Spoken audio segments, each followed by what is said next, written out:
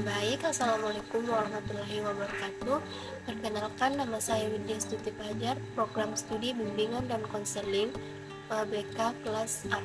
Baik, di sini saya akan memaparkan materi mengenai perkembangan dan pertumbuhan bahasa dan emosi.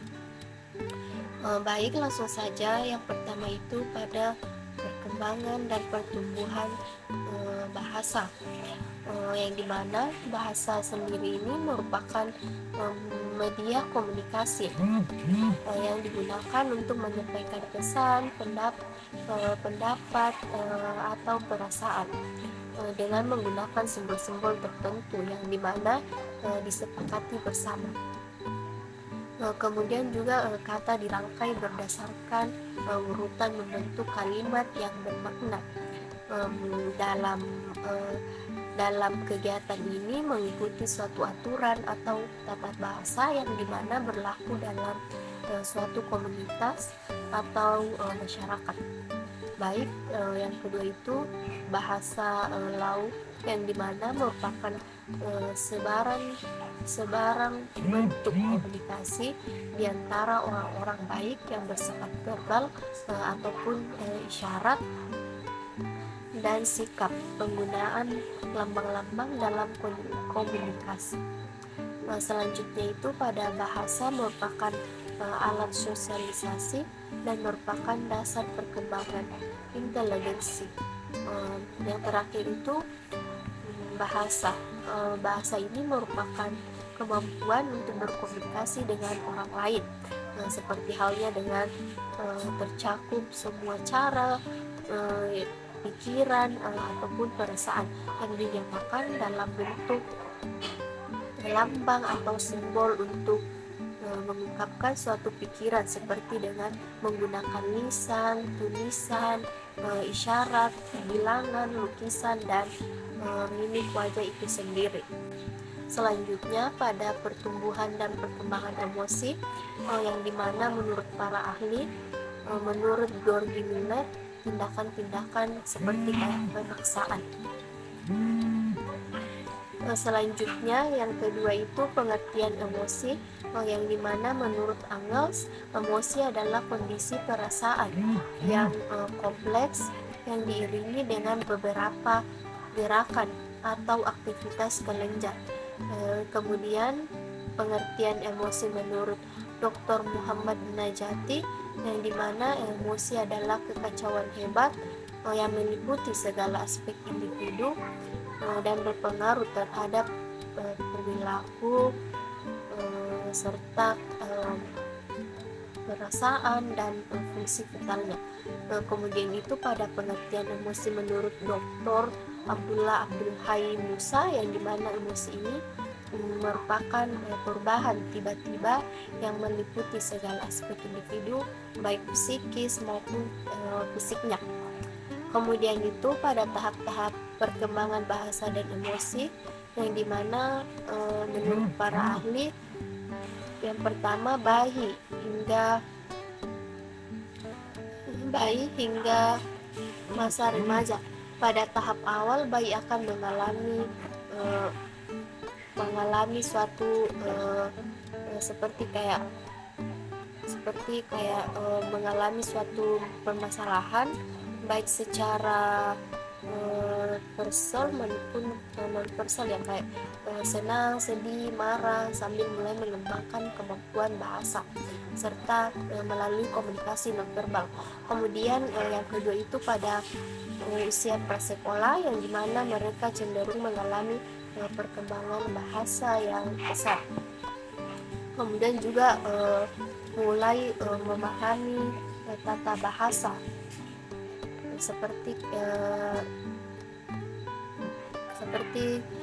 halnya dengan kayak misalnya kita sedang menyaksikan seperti mengungkapkan emosi dengan lebih struktur. Maka dari itu jika orang sedang marah, jika orang sedang tidak ingin melaksanakan segala yang membuatnya marah, dia akan kayak emosi, mengeluarkan kata-kata kasar seperti itu. Selanjutnya itu pada pengaturan empati dan pengaturan emosi. Tahap remaja juga ini bisa dibagi menjadi beberapa bagian, kayak menjadi masa penting di mana mereka mengalami perubahan emosi kayak yang instan, konfirmasi identitas diri, serta pengembangan bahasa yang lebih kompleks untuk mengekspresikan diri mereka secara lebih matang.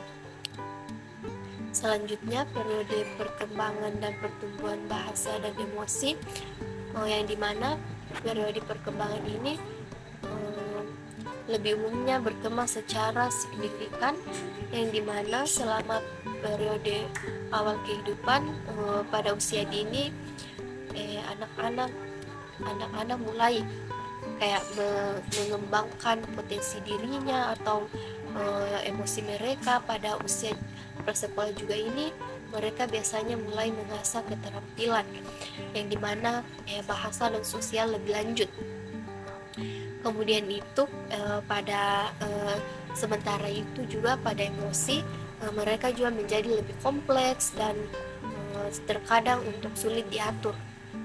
Selama masa remaja juga ini mereka umumnya mengalami perkembangan bahasa yang lebih kompleks dan maupun mengungkapkan emosi dengan cara yang lebih tekstur dan matang. Juga melakukan kegiatan dengan mengungkapkan sesuatu dengan kebawa emosi. Mereka juga bisa mengeluarkan kata-kata kasar, mengeluarkan kata-kata yang tidak pantas. Maka dari itu jika kita sedang emosi, lebih baik kita menenangkan diri. Adapun cara untuk menjauhi emosi tersebut yaitu bersikap positif. Jika emosi, kita tenangkan diri kita terlebih dahulu agar jika kita berbicara kita tidak melukai hati seseorang. Kemudian pada faktor-faktor pertumbuhan dan perkembangan bahasa dan emosi, yang dimana faktor-faktor ini mempengaruhi perkembangan dan pertumbuhan bahasa dan emosi.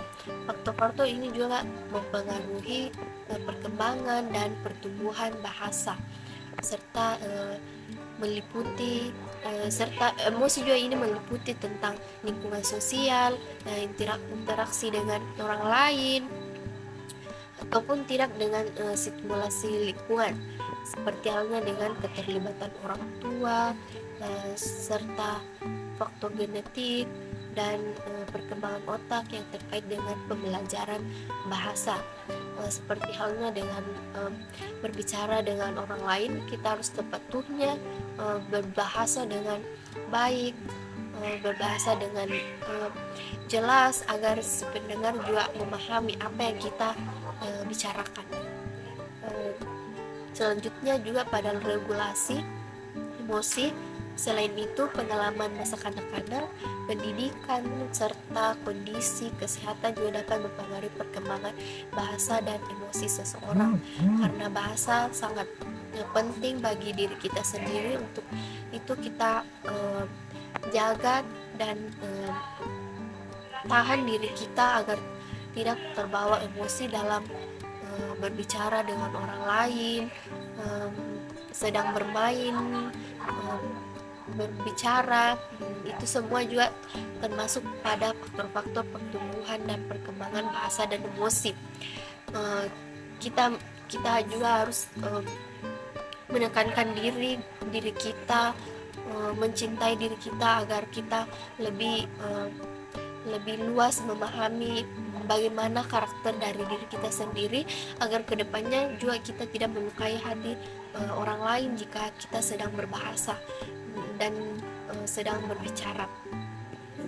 Selanjutnya itu pada pertumbuhan dan perkembangan psikososial, yang dimana menurut Erik Erikson menekankan bahwa individu mengalami serangkaian krisis psikologi yang harus diselesaikan selama hidup mereka, mulai dari masa bayi hingga akhir hayat. Sebagai contoh juga pada masa bayi mereka menghadapi krisis kepercayaan versus ketidakpercayaan yang kemudian berkembang menjadi serangkaian krisis termasuk otonomi versus rasa malu dan keraguan diversus. Pada teori perkembangan moral Lawrence Kohlberg, yang dimana individu melewati serangkaian tahap moral yang berkembang dari tingkat pemahaman dasar tentang aturan hingga pemahaman konseptual mengenai etika dan moralitas. Selain itu juga teori perkembangan sosial Jean Piaget yang menyoroti perkembangan kognitif anak-anak dengan penekanan pada tahap-tahap pembentukan pemahaman yang dimana tentang dunia di sekitar mereka. Teori ini menekankan juga pada anak-anak yang mengalami tahap sensoriomotor, pra-operasional, dan konkret operasional, dan formal operasional, yang dimana dalam pengembangan kognitif mereka. Semua teori tersebut berkontribusi pada pemahaman kita tentang kompleksitas pertumbuhan dan perkembangan psikososial individu dari masa kanak-kanak hingga dewasa. Selanjutnya itu pada tahap-tahap pertumbuhan dan perkembangan emosi, yang dimana pada masa bayi dan balita, pada tahap ini anak-anak mengalami perkembangan awal yang meliputi pembentukan ikatan emosional dengan pengasuhnya, pengembangan rasa percaya diri, dan pemahaman awal tentang lingkungan sekitar. Masa kanak-kanak awal juga ini mengalami pertumbuhan sosial yang semakin kompleks, memperluas integrasi dengan teman sebaya, serta mengembangkan pemahaman awal tentang aturan dan norma sosial. Masa remaja dan remaja awal juga, pada tahap ini individu mulai mengembangkan identitas diri yang lebih mandiri, menghadapi tekanan untuk mencapai kemandirian dan memahami peran mereka dalam masyarakat. Pada remaja akhir juga, tahap ini remaja berusaha untuk memahami peran mereka dalam masyarakat yang lebih luas, mengalami pertumbuhan emosional yang lebih kompleks, dan mulai merencanakan masa depan mereka. Kemudian itu dewasa awal, yang dimana dewasa pertengahan, individu mulai menetapkan identitas diri dan memahami peran mereka dalam hubungan interpersonal, keluarga, dan masyarakat. Mereka juga menghadapi tantangan dalam hal pekerjaan, karir, dan tanggung jawab sosial. Selanjutnya itu pada usia lanjut, tahap ini mengalami suatu individu menghadapi pertumbuhan yang berkaitan dengan pertimbangan sosial dan fisik, menghadapi perubahan peran dalam keluarga dan masyarakat, serta menyesuaikan diri dengan perubahan fisik dan kesehatan yang terkait dengan penuaan. Selanjutnya itu pada periode perkembangan dan pertumbuhan bahasa dan emosi, yang dimana periode pertumbuhan dan perkembangan psikososial mengacu pada rentang waktu di mana individu mengalami perubahan signifikan dalam hal pertumbuhan fisik, kognitif, dan sosial emosional, serta rentang usia ini juga meliputi masa kanak-kanak, remaja, dan masa dewasa awal. Dalam setiap periode ini, individu juga mengalami perkembangan yang kompleks, yang dimana termasuk perubahan dalam cara berpikir, merasakan, dan berinteraksi dengan lingkungan sosial mereka. Baik, selanjutnya itu pada faktor-faktor pertumbuhan dan perkembangan psikososial, yang dimana yang pertama itu pada faktor genetik. Faktor genetik ini memainkan peran yang dimana penting dalam menentukan pola serta perkembangan individu, termasuk juga pada aspek psikologis dan sosial. Yang kedua itu pada faktor lingkungan, yang dimana lingkungan sosial, keluarga, sekolah, dan masyarakat di sekitar individu juga memiliki pengaruh signifikan terhadap pertumbuhan dan perkembangan psikososial mereka. Selanjutnya yang ketiga itu pada faktor sosial dan budaya. Yang dimaksud tersebut termasuk pada nilai norma, serta ekspektasi budaya dan interaksi sosial dengan orang lain dapat juga mempengaruhi perkembangan psikososial individu. Selanjutnya itu pada pengalaman belajar, yang dimana pengalaman belajar ini baik melalui observasi maupun interaksi langsung dengan lingkungan dapat juga membentuk pola perilaku dan pemahaman individu tentang dunia di sekitarnya. Selanjutnya itu pada faktor emosional, yang dimana perkembangan emosional ini meliputi pada pola pengaturan emosi dan kesejahteraan mental serta memainkan peran krusial dalam memengaruhi pertumbuhan psikososial individu. Baik, itulah tadi faktor-faktor pertumbuhan dan perkembangan psikososial.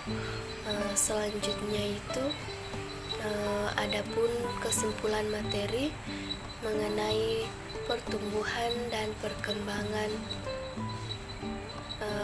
psikososial, yang dimana secara umumnya itu pertumbuhan dan perkembangan psikososial merupakan proses kompleks yang dipengaruhi oleh interaksi antara faktor-faktor biologis, psikologis, dan lingkungan. Proses ini juga meliputi berbagai aspek termasuk perkembangan kognitif, serta sosial, perilaku individu, serta lingkungan sosial, interaksi interpersonal, serta pengalaman pribadi memainkan peran krusial dalam membentuk dan memengaruhi perkembangan psikososial seseorang. Dengan pemahaman ini yang mendalam tentang adapun juga tentang faktor-faktornya, seperti yang saya jelaskan sebelumnya, yaitu pada faktor genetik, lingkungan, faktor sosial budaya, serta pengalaman belajar dan faktor emosional. Serta juga dapat memberikan dukungan dan bimbingan yang tepat guna untuk memastikan pertumbuhan psikososial yang sehat dan positif pada setiap individu. Pada setiap individu itu sendiri, yang meliputi psikologi, psikososial yang baik. Pada pertumbuhan psikososial juga guna sangat berperan penting dalam proses perkembangan dan pertumbuhan. Selanjutnya itu adapun kesimpulan tentang pertumbuhan dan perkembangan bahasa dan emosi, yang dimana dalam pertumbuhan dan perkembangan bahasa anak dan mengalami kemajuan dalam penguasaan keterampilan komunikasi verbal dan nonverbal yang penting untuk interaksi sosial dalam penyesuaian diri. Sementara itu, perkembangan sosial, perkembangan emosi memainkan peran sentral dalam regulasi peranan interaksi sosial yang sehat dan pembentukan identitas kedua. Proses ini juga saling terkait dan mempengaruhi satu sama lain, membentuk landasan penting dalam pembentukan keterampilan interpersonal yang kompleks dan pemahaman diri yang mendalam melalui kedua aspek yang seperti yang saya jelaskan sebelumnya, yang mendukung pertumbuhan holistik dan kesejahteraan psikososial anak. Baik, itulah tadi materi pertumbuhan dan perkembangan bahasa dan emosi serta faktor-faktor pertumbuhan dan perkembangan psikososial. Baik, terima kasih juga kepada dosen pengampu mata kuliah perkembangan peserta didik, Pak Sulkiflit SPD MPD yang telah menonton video saya. Baik, jika ada kurangnya mohon dimaafkan karena kesempurnaan hanya milik Allah Subhanahu wa taala. Saya akhiri dengan membaca wassalamualaikum warahmatullahi wabarakatuh.